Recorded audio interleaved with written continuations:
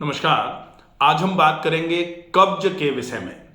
कब्ज के कारण क्या होते हैं, कब्ज किन किन लक्षणों को पैदा करती है शरीर में, कब्ज के समय में क्या क्या विशेष सावधानियां रखनी चाहिए और कब्ज का घरेलू आयुर्वेदिक उपचार क्या हो सकता है जिससे कब्ज जड़ से खत्म हो जाए। और कब्ज के लिए जो कहावत कही जाती है कि कब्ज सब रोगों की जननी है, constipation is mother of all diseases, ये जो कहावत है, ये कहावत अगर हम ध्यान में रखें तो यदि कब्ज होगी तो कब्ज के साथ में दुनिया भर के रोग भी साथ में होने की आशंका बढ़ जाती है। इसलिए भी हमको कब्ज को समय रहते ही पूरे तरीके से ठीक कर लेना चाहिए। प्राकृतिक चिकित्सा में एक स्लोगन है जिसमें कहा जाता है कि सब रोगों की केवल एक ही जड़ होती है, वो जड़ है शरीर में मल का वास करना। सर्वे रोगा मला वसा। आयुर्वेद भी कहता है सर्वेसाम रोगाणाम निदानम कुपितः मल। मल अगर कुपित होगा तो सारे के सारे रोग हो सकते हैं। और मल कुपित कब होता है? जब मल आंतों में रुकना चालू हो जाता है।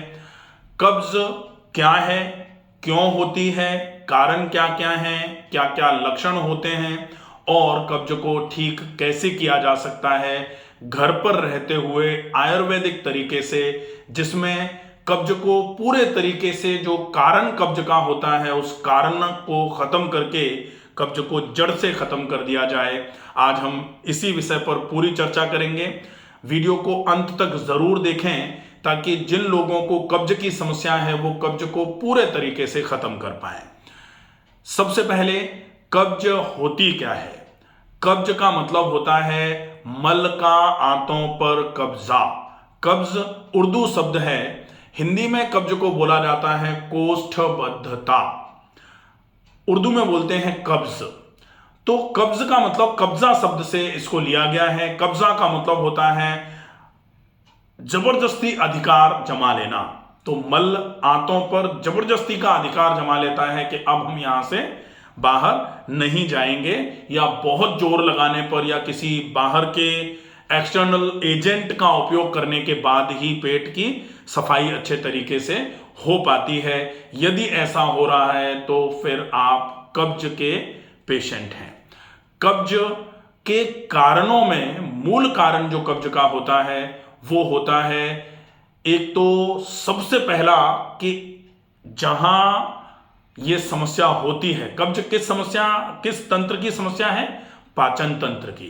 तो पाचन तंत्र की कमजोरी, पाचन तंत्र के जितने भी अंग हैं उन अंगों में कहीं ना कहीं कमजोरी जब आना चालू होती है, उन अंगों की क्रियाशीलता, कार्य क्षमता जब कमजोर पड़ती है, तब वो अंग जब कम काम करते हैं तो फिर मल आंतों से निकलना धीरे धीरे करके कम शुरू होता है, जिसकी वजह से एक बीमारी होती है जिसको कब्ज बोला जाता है।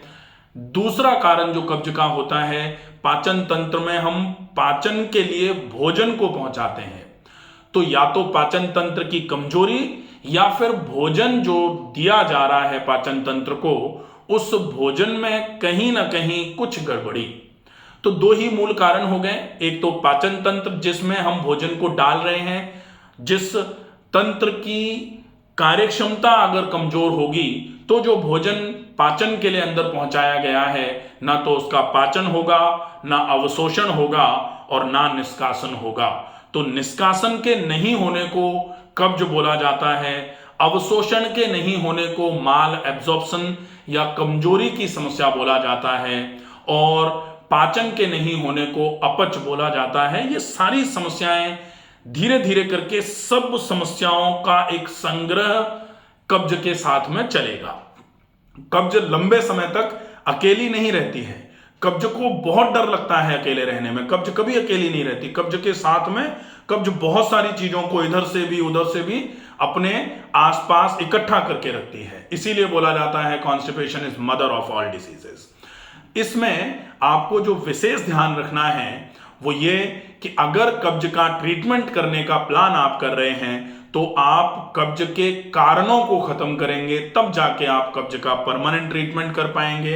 अन्यथा आप थोड़ा बहुत सिम्टोमेटिक जो उपचार होता है वो करते रहेंगे, लाक्षणिक उपचार जिसको बोलते हैं, लक्षणों के हिसाब से उपचार कर लेना, उससे आपको थोड़े बहुत दिन के लिए आराम मिलेगा। थोड़े दिन के बाद फिर से कब्ज हो जाएगी। फिर आपने कुछ खाया पिया, कुछ चूरन ले लिया, कुछ दवाई ले ली, थोड़ा आराम मिलेगा, फिर से गड़बड़ हो जाएगा।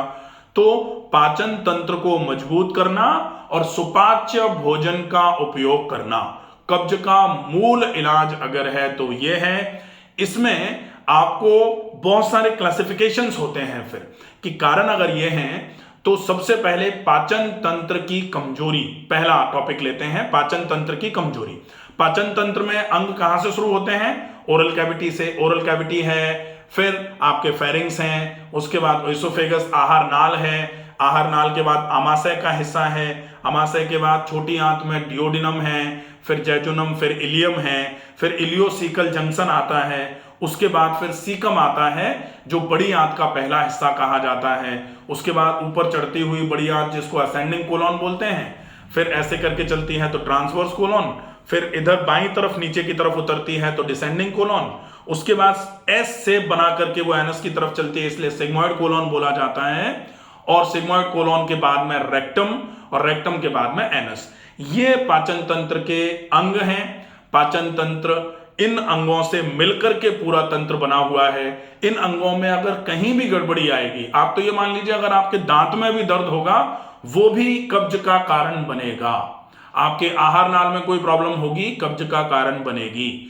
आमाशय में अगर कहीं कोई इरोजन्स होंगे, इरोजिव गैस्ट्राइटिस होगी, वो भी कब्ज का कारण बनती है। छोटी आंत की कमजोरी, बड़ी आंत की कमजोरी तो डेफिनेटली कोष्ठबद्धता बोला ही जाता है, आंतों का बंध जाना, तो कब्ज ये तो मूल कारण कब्ज के लिए होगा ही। फिर इसमें कमजोरी आने का जो कारण होता है, पाचन तंत्र क्यों कमजोर हो रहा है?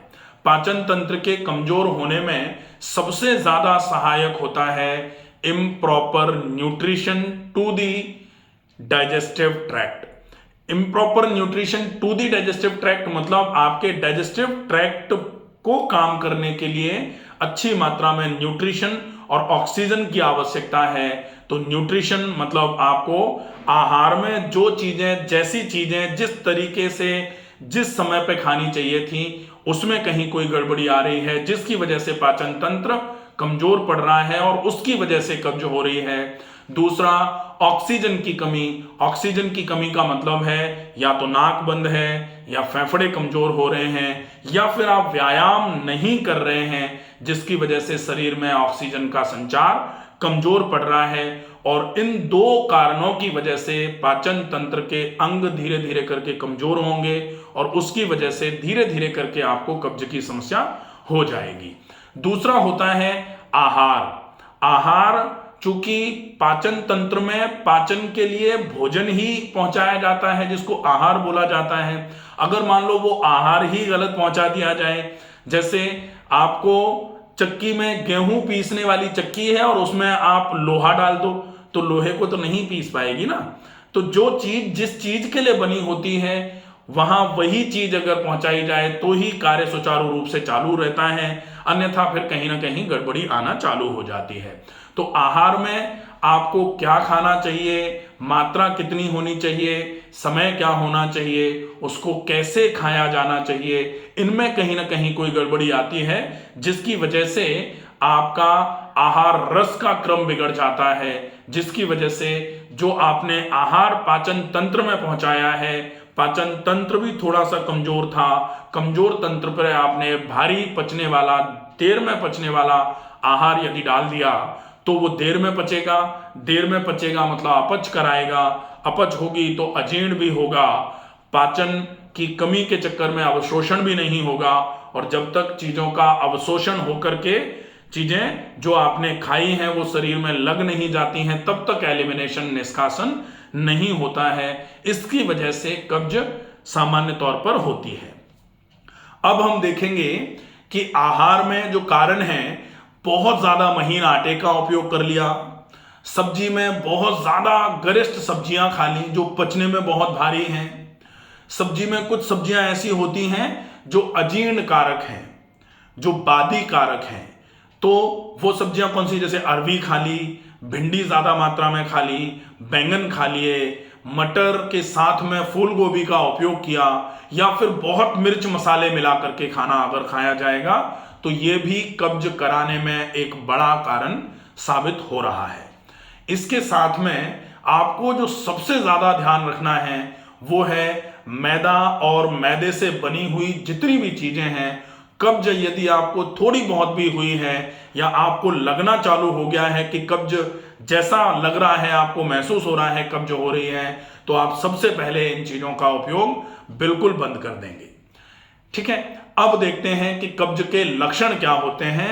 कब्ज में ये कारण थे, अब मल शरीर में से अच्छे तरीके से निकल नहीं पा रहा है, पाचन तंत्र मल को बाहर नहीं फेंक पा रहा है, इसके चक्कर में मल शरीर में रुकना चालू होगा। और आयुर्वेद ने कहा है सर्वेषां रोगाणां निदानम कुपिता मल, अगर मल शरीर में वास करेगा, रुकेगा तो कुपित होगा, और अगर कुपित हो गया तो कुपित होता हुआ मल सारे के सारे रोगों के लिए रेस्पॉन्सिबल फैक्टर माना जाएगा। तो कोई सा भी रोग हो सकता है, स्किन डिसीज हो सकती है, आपको फंगल इन्फेक्शन स्किन पे हो सकते हैं, आपका कोलेस्ट्रॉल बढ़ना चालू हो सकता है, आपका लिवर धीरे धीरे करके कम काम करना शुरू कर सकता है, आपको नींद की कमी हो सकती है, पेट फूला रहेगा, जैसे ही आप लेटोगे पेट भारी रहेगा, आपको बेचैनी घबराहट जैसी हो सकती है, पेट बहुत ज्यादा फूलेगा तो श्वास का फूलना हो सकता है। इसके साथ में जब लंबे समय तक कब्ज बनी रहती है तो कब्ज जब है, आंतों में मल भरा हुआ है, अब आप दोबारा खाए जा रहे हैं तो फिर कहा जाता है आंत्र अशुद्ध रक्त अशुद्धि, आंतें अगर अशुद्ध होंगी तो रक्त अशुद्ध होगा, रक्त अशुद्ध हो शरीर अशुद्धि, शरीर के सारे कोष जो हैं, कोशिकाएं जो हैं वो अशुद्ध होना चालू हो जाएंगी, और अशुद्ध कोशिका कब्ज से कैंसर तक का कारण हो सकती है। इसलिए ये विशेष ध्यान में रखने की आवश्यकता है कि कब्ज बिल्कुल भी ना होने पाए, और यदि हो रही है तो जड़ से इसका उपचार हो। हम क्या करते हैं, सावधानियां जो हैं, सावधानियां यही हैं कि कब्ज के केस में आपको कोशिश ये करनी है कि पाचन तंत्र को मजबूत किया जाए और खाने में ऐसा भोजन लेना शुरू कर दिया जाए जो जल्दी पचना चालू हो जाता है। यदि ये दोनों काम होना चालू हो जाएंगे तो निश्चित ही कब्ज का कारण खत्म होगा, और यदि कब्ज का कारण खत्म हो जाएगा तो कब्ज जड़ से खत्म होगी। हम क्या करते हैं कि कब्ज हो रही है, कब्ज के केस में हम कब्ज निवारण के लिए एक्सटर्नल सपोर्ट ले लेते हैं। कहा जाता है कि पराधीन सपने सुख नाही, कि दूसरे के अधीन में तो सपने भी सुख के नहीं आते हैं, और हम अपने आंतों में भरे हुए मल को निकालने के लिए किसी दूसरी चीज का उपयोग करना चालू करेंगे तो निश्चित ही आज तो वो काम कर रही है। बहुत सारे लोग हैं ऐसे जो बहुत सारे, किसी विशेष पाउडर का या किसी विशेष कंपनी का नाम नहीं लिया जा रहा है, लेकिन कोई भी चूरन चटनी अगर हम लेते हैं तो वो अगर पेट को साफ करवा रही है तो पेट की सफाई उससे हुई, आंतों को उसकी आदत लग गई। आज आपने 1 चम्मच लिया, कल 1.5 चम्मच लेना पड़ जाएगा, फिर धीरे धीरे करके 2 चम्मच लेना पड़ जाएगा।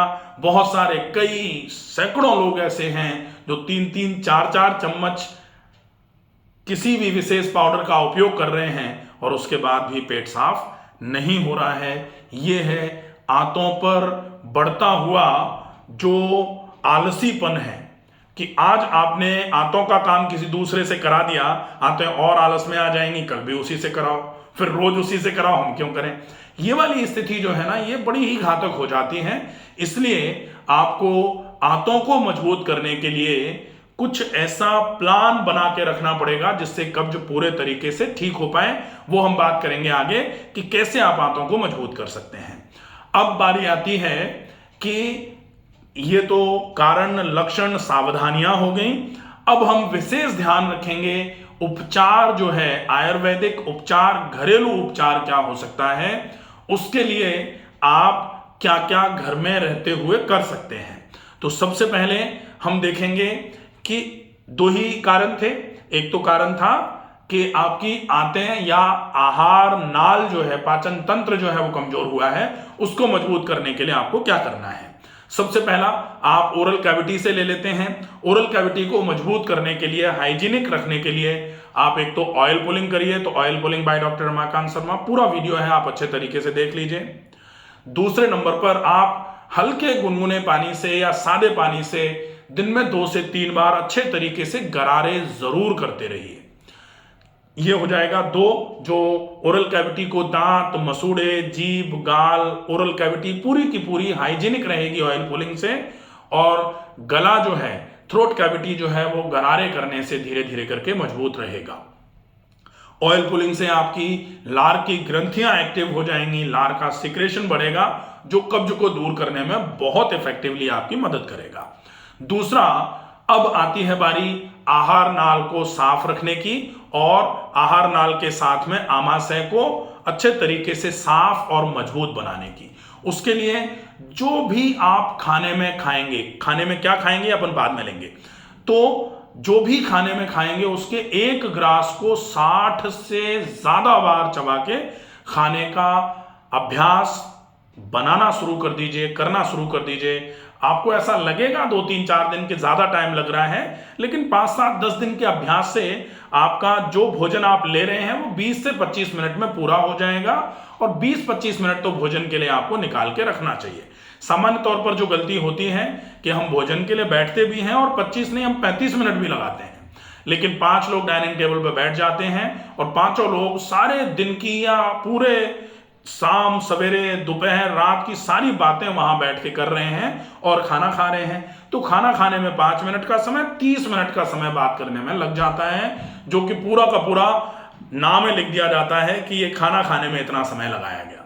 तो खाना खाते समय मौन रह करके, जो प्राचीन काल में हमारे पूर्वज जो भोजन करते थे, निश्चित बिल्कुल मौन रह के भोजन करते थे, तो मौन रह के भोजन किया जाए।